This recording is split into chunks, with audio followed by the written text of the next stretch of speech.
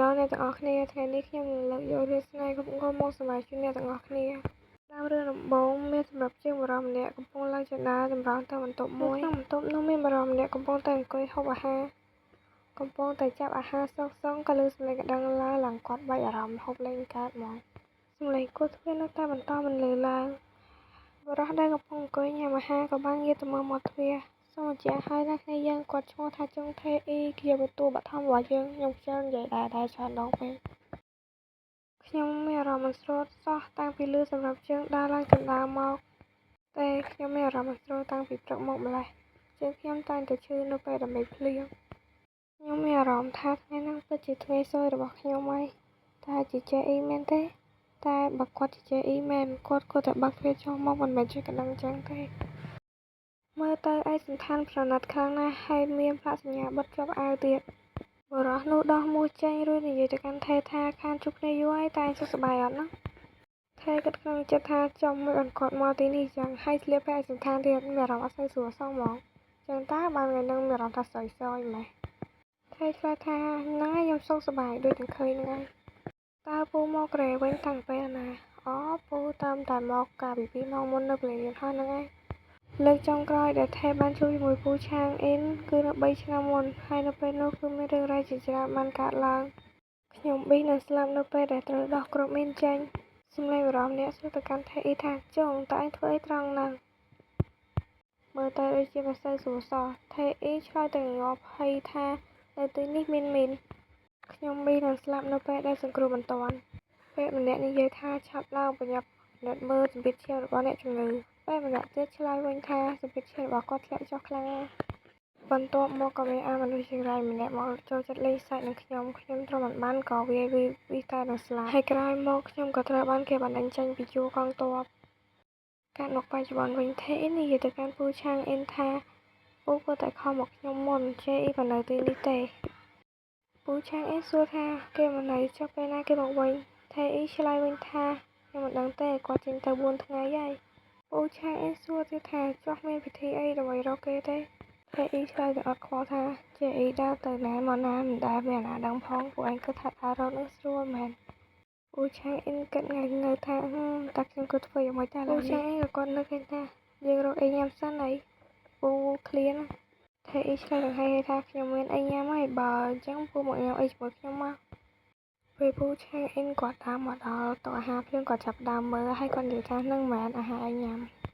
តើពូរំពឹងអ្វីទៅលើអ្នកក្រីក្រដូចខ្ញុំនៅជួរកងទ័ពតើគេនឹងផ្ដល់អាហារឆ្ងាញ់ៗទៅឲ្យពួកយើងមែនប្រកាសហើយនៅពេលដែលឯងញ៉ាំអាហារណាអាក្រក់ៗចូលវានឹងប៉ះពាល់ដល់សុខភាពរបស់ឯងហើយឯងនឹងមិនអាចបំពេញភារកិច្ចបានទេនឹងគឺជារឿងដដែលដែលខ្ញុំតែងតែលើមានពាក្យចចាមអារម្មណ៍ជាច្រើនតែនិយាយថានៅជួរកងទ័ពគឺពិបាកខ្លាំងណាស់ប៉ុន្តែមានមនុស្សចង់កន្លះផែនដីដែលចង់ចូលទៅជួរកងទ័ពសូម្បីតែខ្ញុំក៏អញ្ចឹងដែរគឺជាអង្គការអភិវឌ្ឍធនធានមនុស្សរបស់សហរដ្ឋប្រជាជាតិត្រូវហើយវាកន្លងផុតឡើងយូរហើយខ្ញុំសឹងតែភ្លេចឈ្មោះវាហើយញ៉ាំអាហារសាមញ្ញបែបនេះជាលើកដំបូងហើយវាមិនអាក្រក់ប៉ុន្មានទេថេគិតក្នុងចិត្តថាខ្ញុំមិនដឹងថាវាជាការសរសើរឬក៏ជាការដៀមដាមទេនេះខ្ញុំចង់បដូរសមឲ្យគាត់ប៉ុន្តែគាត់ពិតជាកាន់ចង្កឹះបានល្អខ្លាំងណាស់វាចាប់ចង្កឹះរបស់គាត់គឺល្អខ្លាំងណាស់ដៃរបស់គាត់គឺស្រដៀងនឹងដៃរបស់ជេអ៊ីហើយគាត់មើលទៅក៏ស្រដៀងនឹងជេអ៊ីដែរប៉ិតណាស់គាត់មើលទៅស្រដៀងគ្នាណាស់បាននិយាយតាមស្ទែនវិញគាត់មើលទៅដូចជាឪពុករបស់ពួកយើងហើយខ្ញុំពិតជាមិនយល់ទៅសោះที่រំលឹកខួប3 ឆ្នាំរបស់ឪពុកឯងនឹងប្រពឡើងនៅខែក្រោយមែនទេបាទវាប្ររពឡើងនៅថ្ងៃទី20តើពូនឹងមកទេពូគិតថាពូមិនអាចមកបានទេពេលដែលពូឆាងអ៊ីនមកពិធីបុណ្យសពរបស់ប៉ាខ្ញុំអត់មើលទៅមិនដែលឈប់សម្រាកទេគាត់ពិតជារវល់នឹងការងារខ្លាំងណាស់ចំពោះខ្ញុំគាត់គ្រាន់តែជាមនុស្សដ៏រំខានម្នាក់ដែលតែងតែមករំខានផ្ទះខ្ញុំប៉ុណ្ណោះតែនៅពេលដែលគាត់ទៅណាតែងតែមានគេស្វាគមន៍គាត់យ៉ាងល្អជុំវិញពិភពលោកខ្ញុំមិនដឹងថាជេអ៊ីនឹងត្រឡប់មកវិញនៅពេលណាទេតើពូចង់ខ្ញុំប្រាប់គាត់នៅពេលដែលគាត់មកវិញទេមិនចាំបាច់ទេសុកពូឆាងអ៊ីនក៏ចាប់ផ្ដើមហៅឈ្មោះថេអ៊ីដោយឈ្មោះពេញតែម្ដងចុងថេអ៊ីគ្រាន់តែឮខ្ញុំក៏មានអារម្មណ៍ថាអត់ស្រួលសោះហ្មងពូឆាងអ៊ីនខ្ញុំមិនដឹងថាពូមករកជេអ៊ីដើម្បីអីទេប៉ុន្តែពូក៏ដឹងហើយថាខ្ញុំនិងជេអ៊ីគឺខុសគ្នាពូឆាងអ៊ីនគ្រាន់តែឮហើយក៏ចាប់ផ្ដើមញញឹមយ៉ាងស្រស់ហ្មងឯងដឹងអត់រវាងឯងនិងជេអ៊ីមានម្នាក់គឺជាកូនរបស់ខ្ញុំតើគាត់ចង់និយាយពីរឿងស្អីទៀតឯណាម៉ែណែតែមិនមែនតែម្នាក់ទេ បើក៏តាមសានពួកយើងទាំងពីរនាក់ពួកយើងគឺជាកូនរបស់ពូហើយវាក៏មិនមែនជារឿងអាត់កំបាំងដែរខ្ញុំដឹងអំពីរឿងនឹងច្បាស់ណាស់តើហេតុអ្វីបានជាពូលើករឿងនឹងមកនិយាយភ្លាមៗអញ្ចឹងរឿងនឹងឪពុករបស់យើងបានប្រាប់ពួកយើងនៅពេលដែលពួកយើងនៅក្មេងកាលមកមើលពេលថេនៅក្មេងឪពុករបស់ថេបាននិយាយថាវាដល់ពេលហើយដែលខ្ញុំគួរតែប្រាប់រឿងនេះដល់ពួកឯងដោយសារតែប៉ាមិនអាចបង្កើតកូនដោយខ្លួនឯងបានប៉ាក៏បានសុំឲ្យពូរបស់ឯងជួយអញ្ចឹងហើយនៅពេលដែលពូរបស់ឯងសុំឲ្យពួកឯងទៅតែស្ដាប់តាមគាត់អត់ទេគឺមានតែម្នាក់ទេពួកយើងមិនដឹងហើយថាឯងគឺជាកូនព្រួតនៅពេលដែលឯងមិនទាន់កើតហើយប៉ារបស់ឯងបានសន្យាថានឹងឲ្យឯងម្នាក់មកយើងដើមឡើយយើងថាយកឯងតាំងពីកើតដំបូងមកម្ល៉េះហើយឲ្យពួកឯងធំឡើងខ្លះជាបងប្អូនជីដូនមួយនឹងគ្នាប៉ុន្តែនៅពេលដែលពួកឯងនៅជាមួយគ្នាមានរឿងរ៉ាវជាច្រើនដែលកើតឡើងទៅលើពួកឯងទាំងពីរខ្ញុំមិនដាច់ចិត្តយកឯណាម្នាក់ចេញពីពួកឯងនោះទេចឹងហើយខ្ញុំក៏បានបោះបង់កំណត់នោះចោលទៅ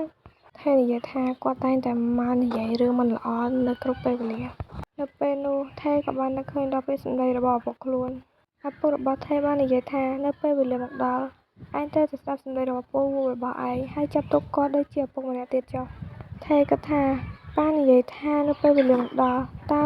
គឺជាពេលវេលាដែលពូឆាំងអ៊ីស្លាសុំអ្វីមួយមែនទេទោះបីជាខ្ញុំមិនដឹងពីរឿងនេះក៏ដោយតែបើសិនជាប៉ាខ្ញុំសន្យាពីរឿងនឹងហើយខ្ញុំក៏មិនប្រកែកដែរបើចេះអ៊ីនៅទីនេះគាត់នឹងគិតដូចខ្ញុំដែរទេមិនអីទេលោកពូឆាំងអ៊ីនទោះយ៉ាងណាក៏បងប្រុសរបស់ខ្ញុំមិនទៅមកវិញដែរប៉ុន្តែបើពូចង់បានអីខ្ញុំនឹងប្រាប់គាត់ឲ្យទូរស័ព្ទទៅពូវិញនៅពេលដែលគាត់ត្រឡប់មកវិញពូឆាំងអ៊ីនគ្រាន់តែលើសម្ដីរបស់ថេភ្លាមក៏ស្រែកខឹងហ្មងស្អីគេចេះអ៊ីក៏ប្រហែលជាភ្ញាក់ផ្អើលហើយនៅពេលដែលត្រឡប់មកវិញមានឪពុកថ្មីបែបនេះឬក៏គាត់នឹងមិនភ្ញាក់ផ្អើលទេខ្ញុំគ្មានពេលបរោះអ្នកណាម្នាក់ដែលមិននៅទីនេះទេចាប់ពីពេលនេះទៅឯងគឺជាកូនប្រុសរបស់ខ្ញុំហើយថេអ៊ីហើយខ្ញុំចង់ឲ្យឯងទៅនៅជាមួយខ្ញុំជាស្អីមែនតើយើងពាក្យខ្លះដែលខ្ញុំនិយាយរៀងអត់ត្រូវដោយសារពេលនេះខ្ញុំឆ្លក់តែក្រូចឆ្មាហើយរឿងអ្នកប្រមាថដែលចង់រស់នៅស្ងប់ស្ងាត់ហ្នឹងខ្ញុំអត់បកបន្តហើយក៏ខ្ញុំអត់លុបដែរទុកជាអនុស្សាវរីយ៍អ្នកដែលចង់មើលភាគតអាចជួយ like និង comment ឲ្យខ្ញុំម្នាក់មួយផង